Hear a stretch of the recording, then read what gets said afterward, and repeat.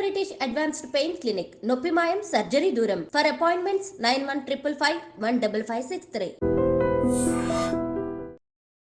To crime diaries.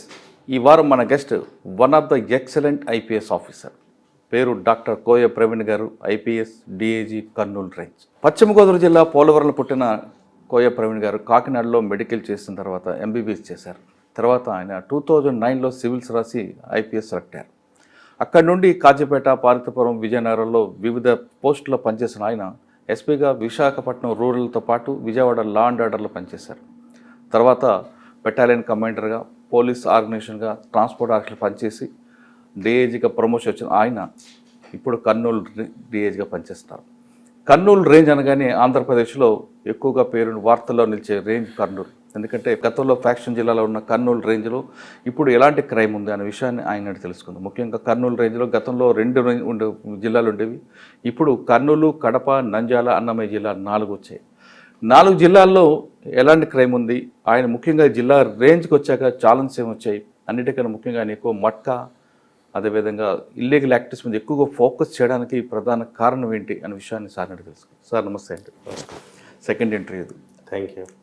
First interview battalion అయింది, second interview. Sir first సాధారణంగా ఒక DIG గారు ఒక రేంజ్కి వచ్చిన తర్వాత టోటల్గా రేంజ్లోనే మీ జిల్లాలంటే ఆఫీసర్లు మీటింగ్ పెట్టడం, ఆర్గనైజ్డ్ క్రైమ్ ఎక్కడుంటే దాని మీద బ్రేక్ చేయాలని ఇంటెన్షన్ మీద ఎక్కువగా ఉంటాయి. కానీ మీరు ఆర్గనైజ్డ్ క్రైమ్తో పాటు ఎక్కువగా మట్కా, ఇల్లీగల్ యాక్టివిటీ జరుగుతుంది కానీ లేదంటే ఇల్లీగల్ ట్రాన్స్పోర్ట్ విషయంలో ఎక్కువ ఫోకస్ చేస్తారు. అంటే ఇందులో ఆర్గనైజర్ లేకపోయినా ఇండిపెండెంట్ క్రైమ్ కూడా కనిపిస్తుంటుంది. అంటే వీటి మీద ఎక్కువ ఫోకస్ చేయడం ప్రధాన రీజన్, కారణం ఏంటి? రెండోది, మీరు జరిగిన 4 జిల్లాల్లో మదనపల్లి దగ్గర నుండి తీసుకుంటే అన్నమయ్య దగ్గర నుండి కర్నూలు వరకు ఒక్కొక్క ఏరియాలో ఒక్కొక్క క్రైమ్ కల్చర్ కనిపిస్తుంటుంది. ఒకప్పుడు కర్నూలు అనగానే ఫ్యాక్షన్, ఇప్పుడు కర్నూలు ఫ్యాక్షన్ పోయింది. కానీ ఇక్కడ యురేనియం సంబంధించిన ఇష్యూలు జరుగుతున్నాయి. లా అండ్ ఆర్డర్ దానికి ఎలా కంట్రోల్ చేస్తున్నారు?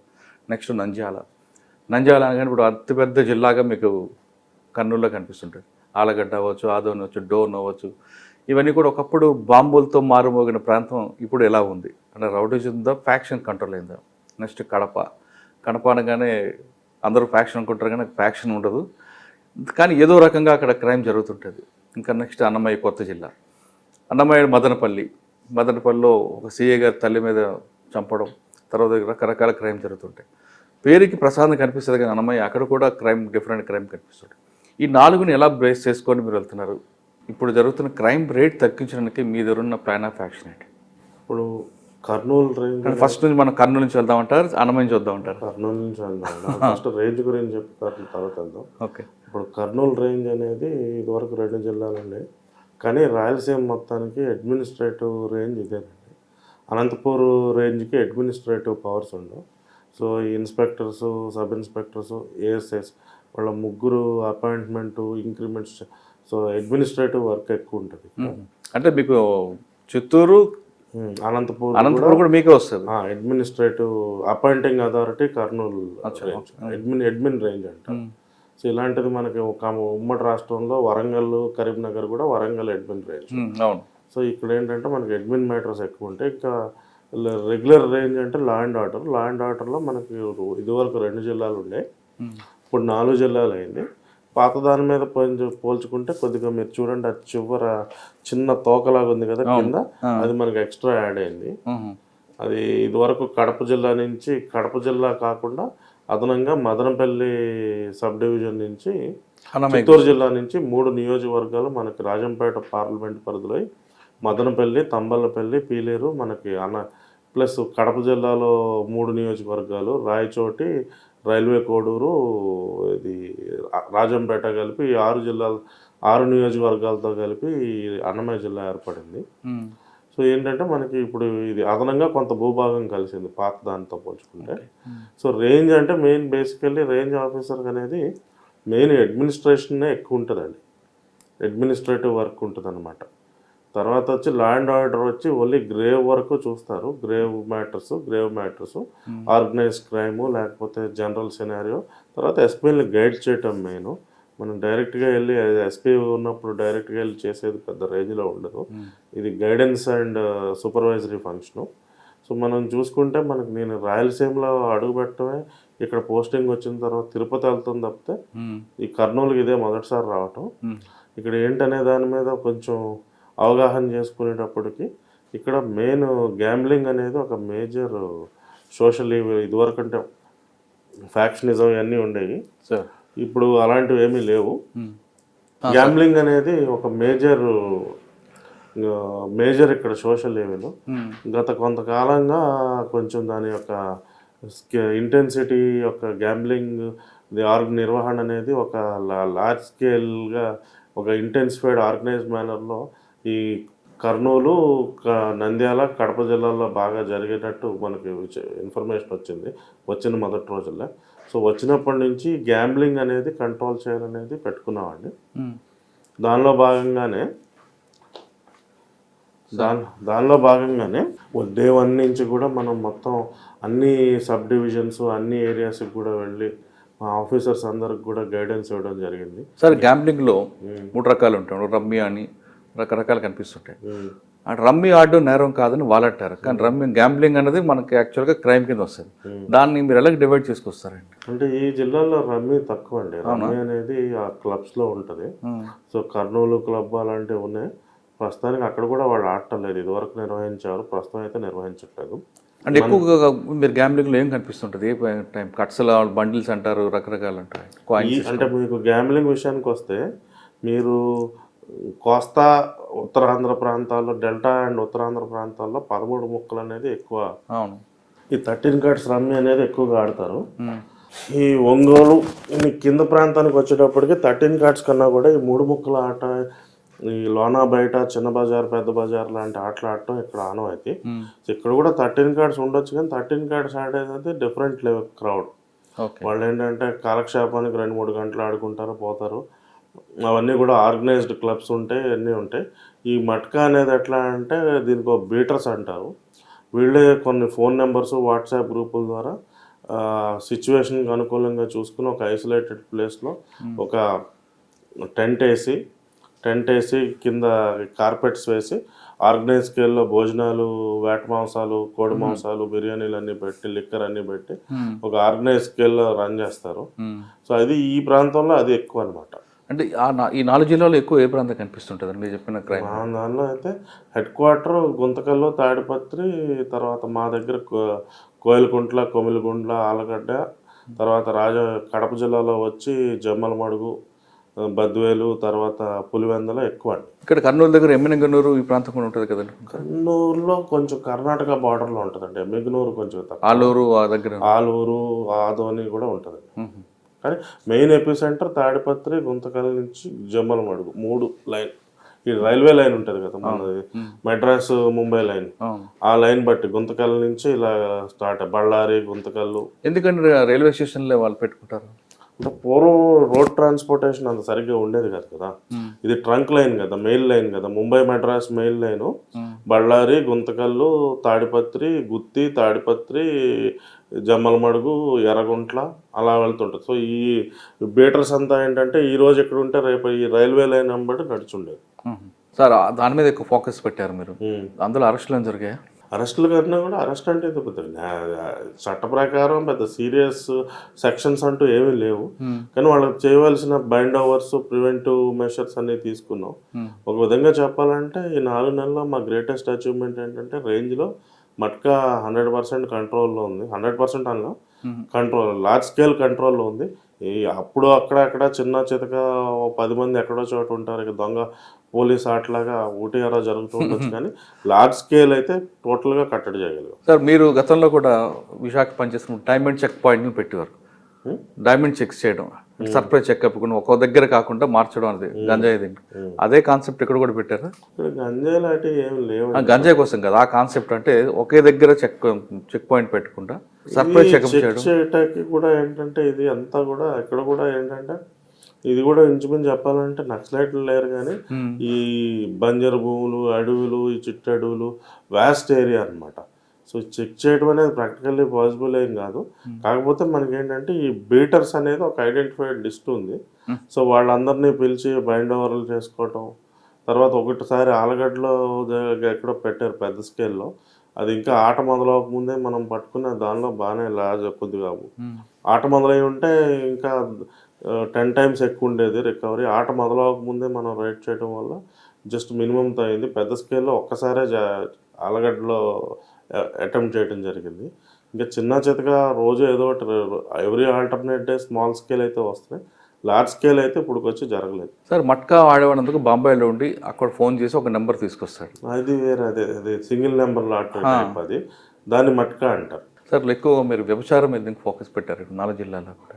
ఇక్కడ నుంచి ఇక్కడ కొద్దిగా మనకి పశ్చిమ ప్రాంతం ఏదైతే కర్నూలు జిల్లాలో ఉందో అక్కడ కొంచెం ఇది ఉంది. బికాజ్ ఆఫ్ పవర్టీ, అక్కడ డ్రై ప్రాంతం అవటం వల్ల, వర్షాభావ ప్రాంతం వల్ల వలసలు వెళ్ళటం వల్ల ఏంటంటే అక్కడ కొద్దిగా ఉన్నాయి అన్నమాట. సో దాని మీద అక్కడ ట్రాఫిక్ ఉందంటారా, స్కోప్ ఉంది. ఇప్పుడు అంటే ఇక్కడికన్నా వేరే అనంతపూర్ ఎక్కువ, కానీ ఇక్కడ కూడా ఆ స్కోప్ ఉందని అక్కడ మనం కొంచెం కాన్సన్ట్రేట్ చేసి అలాంటి వాటి ఏం జరగకుండా మనం అయితే ప్రస్తుతానికైతే అలాంటి మేజర్ లార్జ్ స్కేల్ అయితే ఏది రిపోర్ట్ కాలేదు. ఓకే, ఇక మనం జిల్లా వారికి వెళ్దామండి.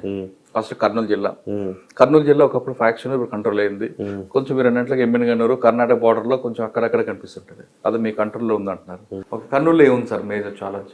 మేజర్ ఛాలెంజ్ అంటే మెయిన్ కర్నూలు టౌన్లో ఈ ల్యాండ్ విషయాలే మేజర్. ల్యాండ్ తర్వాత ఇది కొంచెం సిటీ అవటం వల్ల కూడా ఈ సైబర్ ఫ్రాడ్లు. ఈ మధ్యకాలంలో ఏదో షేర్ మార్కెట్లో ఇన్వెస్ట్ చేస్తే ₹1,00,000 పెడితే 10 లక్షలు వస్తాయి, ₹1,00,00,000 వస్తాయి, ఈ టైపు కొద్దిగా రిపోర్ట్ అవుతా ఉన్నాయి. మెయిన్ ఈ అర్బన్ సెంట్రిక్ క్రైమ్ కర్నూలులో బాగుంది. రౌడీజం తగ్గిందంటారు? రౌడీజం పెద్దగా ఏం లేదండి సార్. నెక్స్ట్ కర్నూలు తర్వాత నంద్యాలకు వస్తాం. నంద్యాలలో ఎక్కువ రౌడీజం. ఒకప్పుడు అంటే బాంబులు గడ్డ కానీ ఇప్పుడు నగిలీ గడ్డ లేదు, కానీ రౌడీజం కంట్రోల్ ఎలా చేస్తున్నారు? రౌడీస్లందరి మీద కూడా ఎవరైతే రౌడీ యాక్టివిటీస్ పాల్పడతారో వాళ్ళందరి మీద కూడా ప్రివెంటివ్ సెక్షన్స్ పెట్టాం. ప్రివెంటివ్ సెక్షన్స్ పెడతాం జరుగుతుంది.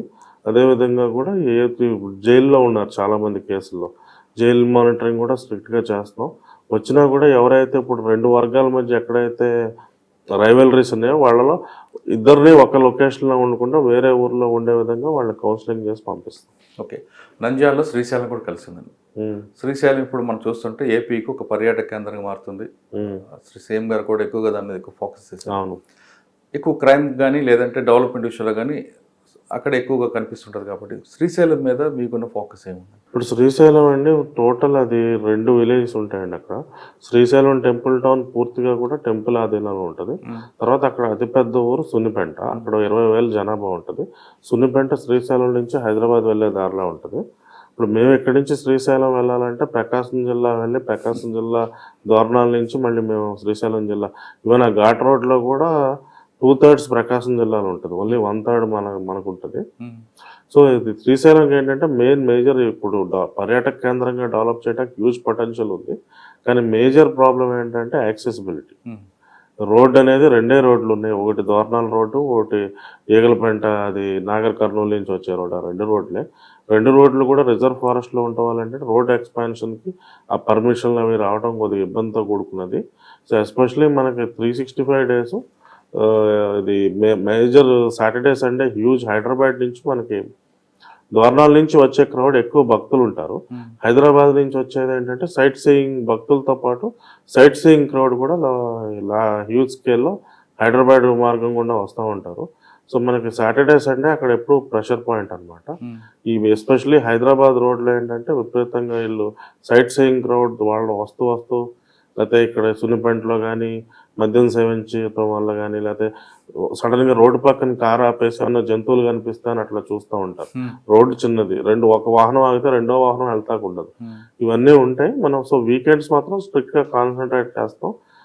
అవసరమైతే ఏమన్నా మేజర్ ఈవెంట్ ఉన్న రోజు, నిన్న కార్తీక పౌర్ణమి, నిన్న 70,000 మంది భక్తులు శ్రీశైలం రావడం జరిగింది. మనకి శ్రీశైలంలో అత్యంత రద్దీ ఉండేది మొదటిది శివరాత్రి, ఉగాది, 3వది కార్తీక పౌర్ణమి. సో ఈ 3 ఏంటంటే మనం ఇక్కడ వచ్చిన తర్వాత మొదటిసారి సీఎం గారు ఈ ప్రభుత్వం వచ్చిన తర్వాత శ్రీశైలం టెంపుల్ దర్శనానికి వచ్చారు. ఆ రోజు ఒక 4 గంటలు ఎంతో ట్రాఫిక్ జామ్ అవటం చేయటం వల్ల సీఎం గారు కొద్దిగా ఆగ్రహించి మందలించడం జరిగింది. సో దానికోసం ఏంటంటే ఒక ప్రణాళిక తయారు చేసుకున్నాం. ఇప్పుడు ఏదైతే ఈ ఘాట్ రోడ్ సెక్షన్ ఉందో హైదరాబాద్ సెక్షన్లో 4 హోల్డింగ్ పాయింట్స్ ఐడెంటిఫై చేసి బాగా రద్దీ ఉన్న సమయంలో వెహికల్స్ని అక్కడ ఆపటం, ఈ తర్వాత బైక్ పెట్రోలింగ్ కూడా స్టార్ట్ చేసాం. బైక్స్ ఇచ్చి వాళ్ళకి కోట్స్ ఇచ్చి విజిల్స్ ఇచ్చేసాం. సో నిన్నైతే పెద్ద ట్రాఫిక్ అయితే పెద్ద ఏమీ కాలేదు. ఊరైతే మాత్రం మొత్తం దీన్నైతే పీక్ తిరుపతి మాదిరి రద్దీ ఉండింది శ్రీశైలంలో. సార్ శ్రీశైలంలో మరొక ప్రాజెక్ట్ రాబోతుంది సీ ప్లేయర్ అని. ఇక్కడ మనం ప్రకాశం బ్యారేజ్ అని శ్రీశైలం డైరెక్ట్ రావచ్చు అనేది ఆ మంచి ప్రాజెక్టు. త్వరలో పెద్దగా ఒక మంచి లార్జ్ స్కేలర్ వస్తుంది. ఇంకా క్రౌడ్ ఎక్కువ పెరిగే అవకాశం ఉంటుంది. కానీ అక్కడ ల్యాండ్ మీరు చెప్తున్నట్లుగా పార్కింగ్ కానీ మిగతా విషయాలు తక్కువ ఉంటుంది. సీ ప్లేన్లో వచ్చేదే 12 మంది అండి. దానివల్ల అక్కడ చూస్తారు కానీ పెరుగుతుంది, ఫ్యూచర్లో పెరిగే అవకాశం ఉంటుంది. ఫ్యూచర్లో పెరగడం అంటే మరి ఎప్పుడు పెరిగే అవకాశం ఉంటుందంటే హైదరాబాద్కి ఏదో ఆల్టర్నేట్ రోడ్ ప్రాజెక్ట్ ఉందంట శ్రీశైలం డ్యామ్ మీదుగా పక్కంట ఎక్కడి నుంచో. అదే నంద్యాల డైరెక్ట్ కలుస్తుంది. అలాగే ఇప్పుడు కడప లేకపోతే తాడిపత్రి వీళ్ళందరూ కూడా కర్నూలు రాకుండా డైరెక్ట్ హైదరాబాద్ వెళ్తారు. అది వస్తే మనకు అప్పుడు విపరీతంగా పెరుగుతుంది. అప్పటి వరకు సీ ప్లేన్ వల్ల కానీ దానివల్ల పెద్ద ఎక్స్పోనెన్షియల్గా రద్దీ పెరిగే అవకాశం ఉంది. ఓకే. సో ఇంకా శ్రీశైలంలో ఎక్కువగా దళారుల వ్యవస్థ ఎక్కువ ఉంది. భక్తులు కానీ విషయంలో కానీ లేదా ఇంకో రూములు తీపిస్తామని చేస్తుంటారు. అది మీ నోటీసులు ఉందంటారు? చెప్తున్నారు జనరల్లీ టెంపుల్ ఏరియాస్లో ఉంటాయి. సో దాని జనరల్ అంత లార్జ్ స్కేల్ ఉంటే కనుక గగ్గో if it is out of proportion ఈ పాటికి వచ్చేది. ఏదో చిన్న చితక ఇంకా అదొక మీన్స్ ఆఫ్ ఎంప్లాయ్మెంట్ కింద ఉంటే నడవచ్చు. కానీ అది భక్తులకు ఇబ్బంది ఉంటుంది కదా. ఇంకా వచ్చినోడికి ఒక రోజుకి అన్ని పట్టించుకోరు కదా. ఇప్పుడు అందరు అదొక మీన్స్ ఆఫ్ ఎంప్లాయ్మెంట్. రూమ్ ఇప్పిస్తా అంటే మోసం చేస్తే గొడవ అవుతుంది. కానీ రాగానే ఇప్పుడు ఎవరన్నా భక్తులు వస్తే రూమ్ తీసుకెళ్తే దర్శనం చేపిస్తే అదొక లైవ్లీహుడ్. అది లేకపోతే ఇప్పుడు టూరిస్ట్ గైడ్ మాదిరి అదొక గైడ్ ఎక్కది. కరెక్టే. కానీ మీరు అన్నట్లుగా చూపించుకొని డబ్బులు తీసుకుని పారిపోయిన ఎక్కువ ఉంటారు. అలాంటివి ఉంటే మాకు వచ్చేస్తాయి కదా. అది లేదు. అది లేదంటారు. ఓకే. అక్కడ ల్యాండ్ ఇష్యూలు బాగా పెరిగింది కాబట్టి మళ్ళీ అక్కడ ఏమైనా సివిల్ డిస్ప్యూట్స్ వస్తున్నాయంటారు? అప్పుడు ఏం రిపోర్ట్ అవ్వలేదు. సార్ నంద్యాల ఇంకా మీకు మెయిన్ ఛాలెంజ్ ఏముందంట? నంద్యాల 3 టౌన్ లిమిట్స్ అంతా రౌడీస్ ఎక్కువ ఉన్నారండి, లిస్టెడ్ రౌడీస్.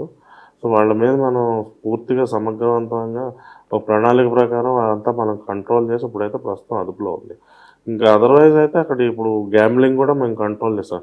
ఇప్పుడు బనగానపల్లి, కోయలగుంట్ల, కొమిలిగుండ్ల, ఈ ఆలగడ్డ విపరీతం అది దాని మీద ప్రత్యేకమైన దృష్టి పెట్టడం వల్ల ఇప్పుడు సిచ్యువేషన్ అంటారు కంట్రోల్. ఏంటంటే గ్యాంబ్లింగ్ కనుక జరిగితే ఏమైందంటే ఇప్పుడు వారానికి 3 రోజులు గ్యాంబ్లింగ్ అయినా ఏదో చోట డబ్బులు పోయినోడు డబ్బులు వచ్చినోడు మంచిగా గలాటా జరిగి అది 160 యాఫ్రేతో ఆగుద్దా, 324తో అవుద్దా, 307 అవుద్దా, 302 అవుద్దా మనం చెప్పలేము. అంటే మీరు చిన్న పావును పెద్ద కర్రతో కొట్టాలనేది మీరు గతంలో చెప్పారు. మరి అదే సొల్యూషన్ తీసుకోవచ్చు కదా ఇక్కడ. అదే చేస్తున్నాం కదా. అసలు జరగకుండా ఆపేస్తే ఈ గోళ లేదు కదా.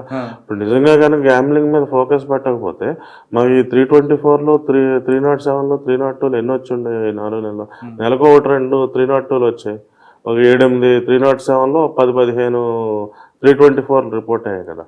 ఇది మొత్తం టోటల్గా ఈ వ్యవస్థను అరికట్టడం వల్ల మనం క్రైమ్ కంట్రోల్ డైరెక్ట్గానే కంట్రోల్ చేశాం. కానీ కొంతమంది కింద స్థాయి సిబ్బంది వల్లే వాళ్ళ సహకారం జరుగుతుందని ఒక వాస్తవం అంటారు. రకరకాలు జరుగుతుంటాయండి. నా దగ్గరికి వచ్చి సార్ నేను పెట్టుకుంటానని నాతో అడగలేడు కదా. అంటే అక్కడ పగులుతుంది. అట్లా ఎవరితో అయితే అవకాశం ఉంటుందో వాళ్ళతో మాట్లాడతారు. వాళ్ళు కూడా పరిస్థితి బాగాలేదన్నా డిఐజీ మమ్మల్ని తినేసేటట్టు ఉన్నాడు, మమ్మల్ని పోసుకుని తినేస్తాడు తెలిస్తే అన్నట్టు చెప్పుకుంటున్నాను. ఆయన ముందు రావద్దరా బాబు అని చెప్తారు. ఓకే. నంద్యాల తర్వాత కడప వద్దాం సార్. కడప చెప్పండి సార్, ఎలాగుంది మెయిన్ ఛాలెంజ్ ఏంటి? ఒక విధంగా చెప్పాలంటే రేంజ్లో ఎక్కడ ఈ రోజుకైతే ఏ ఛాలెంజ్ ఫేస్ చేయలేదు. కానీ కూర్చుని దగ్గర మీరు కూర్చున్న వెంటనే ఏదో ఒకటి జరుగుతూనే ఉంటాయి కదండి. మేజర్ ఇష్యూలే మీరు వచ్చి హ్యాండిల్ చేసేంత స్థాయి కూడా వస్తున్నాయి కదా కొన్ని. అది అంత స్థాయి ఇది ఒకటే వచ్చింది. అదర్వైజ్ వేరే అది మదనపల్లి ఫైర్ యాక్సిడెంట్ కూడా మదనపల్లి అన్నమే కదా.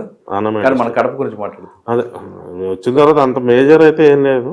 ఇప్పుడు కడప వచ్చేటప్పటికి Kadapa already old district, 100 years 70-80 years old district. ఇక్కడంతా కూడా organised, number of sub divisions ఎక్కువ. ప్రతి నియోజకవర్గానికి ఒక sub division because of factionism. ఈ ప్రాంతంలో ఇప్పుడు మా వైజాగ్ జిల్లా లేకపోతే గోదావరి జిల్లా అయితే ఒక సబ్ డివిజన్ లో 20-25 పోలీస్ స్టేషన్లు ఉండే.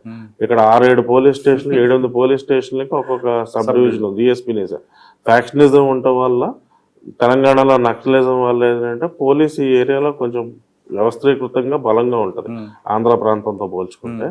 సో కడపకు వస్తే కడపలో ప్రస్తుతం ఫ్యాక్షన్ అనేది totally ruled out.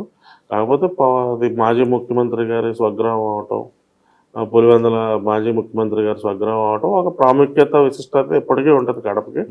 As and date Kadapa టౌన్లో కూడా ఇవేనండి. బికాస్ ఆఫ్ ఈ అర్బనైజేషన్ వల్ల సబర్బన్స్లో ఇప్పుడు సబర్బన్స్లో ల్యాండ్ ఇష్యూస్ లేకపోతే సివిల్ ఇష్యూస్, ఈ చీటింగ్, ఈ వైట్ కాలర్ అఫెన్సెస్ కొద్దిగా రిపోర్ట్ అవుతుంటాయి. అది కడప టౌన్. తర్వాత బద్వేలు ఒకటి కూడా కొంచెం ల్యాండ్ ఇష్యూస్ ఉన్నాయి. బద్వేలు అండ్ గోపవరం 2 మండలాల్లో టోటల్ రికార్డ్స్ మిస్ అయిపోయాయి. ఎలా ఎప్పుడు జరిగిందో తెలియదు. ఆ 2 మండలాలకి రెవెన్యూ రికార్డ్స్ అనేవి లేవు. సో అక్కడ కొంచెం ప్రాబ్లమ్స్ ఉన్నాయి. సార్ ఆ బద్వేలు కాకుండా జమ్మల మడుగు అక్కడ కూడా కొంచెం ఫ్యాక్షన్ కనిపిస్తుంటుంది. బయటికి కనబడదు కానీ ఎక్కడో జరుగుతుంటుంది. అదే ఒక తాళప్రొద్దుటూరు మండలంలో ఒక చిన్న ఇష్యూ ఒకటి రిపోర్ట్ అయింది. ఆ చిన్న ఇష్యూలో గాలిలో కాల్పులు జరపడం అయింది. అది గన్ కల్చర్ కూడా మేము డెలిబరేట్గా ఎంకరేజ్ చేయట్లేదు. లైసెన్సులు కూడా ఒక as a matter of policy encourage చేయట్లేదు. అందరికి కూడా ఎస్పీలకు కూడా అన్లెస్ ఒక సెలబ్రిటీ స్టేటస్ ఉన్న వ్యక్తి అయితే తప్పితే రెన్యువల్ అలాగా ఆపి పెట్టమని చెప్పడం జరిగింది. గతంలో ఉన్న వాళ్ళకి రెన్యువల్ వచ్చినప్పుడు కూడా ఆపి పెట్టమని, అంటే ఫ్రీగా ర్యాండమ్గా రొటీన్గా చేయొద్దు. అన్లెస్ ఆ పర్సన్ ఒక celebrity status perceived real threat కనుక ఉంటే తప్పితే ఏదో స్టేటస్ సింబల్ కింద ఎంకరేజ్ చేయొద్దని చెప్పడం జరిగింది. సార్